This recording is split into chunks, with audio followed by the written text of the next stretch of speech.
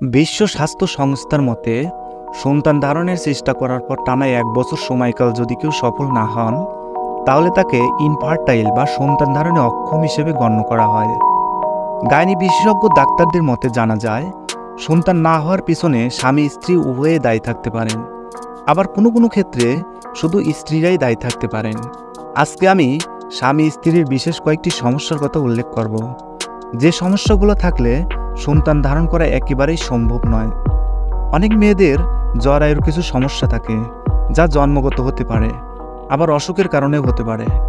দীর্ঘদিন যাবৎ বাচ্চা না নেওয়া এবং বাচ্চা থেকে মুক্ত থাকার জন্য বিভিন্ন ধরনের ওষুধ খাওয়া, এতে মেয়েদের জরায়ুতে চর্বি জমে যায়, ফলে তাদের বাচ্চা কনসেপ্ট করতে অনেক সমস্যা হয়। বিভিন্ন ধরনের যৌনবাহিত রোগের কারণে মেয়েদের প্রজনন অঙ্গগুলো নষ্ট হয়ে যায়, ফলে তারা চিরস্থায়ী বন্ধ্যাত্বে পরিণত হয়। এছাড়া জরায়ুর মুখ ময়লা দিয়ে ঢাকা থাকলে, অনিয়মিত মাসিক হলে এবং হরমোনের সমস্যা থাকলে, এছাড়া পায়ুপথে সহবাস করলে মেয়েদের বিভিন্ন ধরনের যৌনবাহিত রোগ হয়, ফলে তাদের জরায়ুতে সমস্যা হয়ে যায়। এবার বলি পুরুষদের কথা। পুরুষদেরও সমস্যা থাকতে পারে, যার কারণে মেয়েরা কখনো মা হতে পারে না।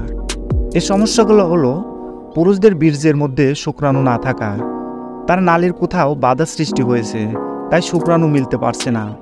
এটা একটি বাচ্চা না হওয়ার বড় ধরনের সমস্যা। অনেক সময় শুক্রাণু পরিমাণে কম থাকে, আবার শুক্রাণুর পরিমাণ ঠিক আছে কিন্তু মান ঠিক নেই, যার ফলে সে ডিম ফার্টিলাইজ করতে পারে না। প্রজনন অঙ্গে কোনো ধরনের আঘাত লাগলে এবং এই প্রজনন অঙ্গের যক্ষ্মা ও ডায়াবেটিস থাকলে, যে সমস্ত দাম্পত্যের মধ্যে এই সমস্যাগুলো আছে তাদের অবশ্যই একজন যৌন বিশেষজ্ঞ ডাক্তারের কাছে আসতে হবে। বিশেষ করে যাদের বয়স 30 বছরের বেশি হয়েছে, তাদের উচিত হবে 6 মাসের মধ্যে বাচ্চা কনসেপ্ট না করলে ডাক্তারের সাথে পরামর্শ করা। এবং যাদের বয়স 30 বছরের নিচে আছে, তারা 1 বছর পর্যন্ত চেষ্টা করবে। তারপরেও যদি বাচ্চা না হয়, তাহলে অবশ্যই তারা একজন বিশেষজ্ঞ ডাক্তারের সাথে পরামর্শ করবে। সর্বশেষে সবসময় আমাদের মনে রাখতে হবে, বাচ্চা দেওয়ার মালিক হলো আল্লাহ, শুধু আমাদের একটু চেষ্টা মাত্র। আমরা ধৈর্যের সাথে চেষ্টা চালিয়ে যাই, অবশ্যই আমরা একদিন সফল হব ইনশাআল্লাহ।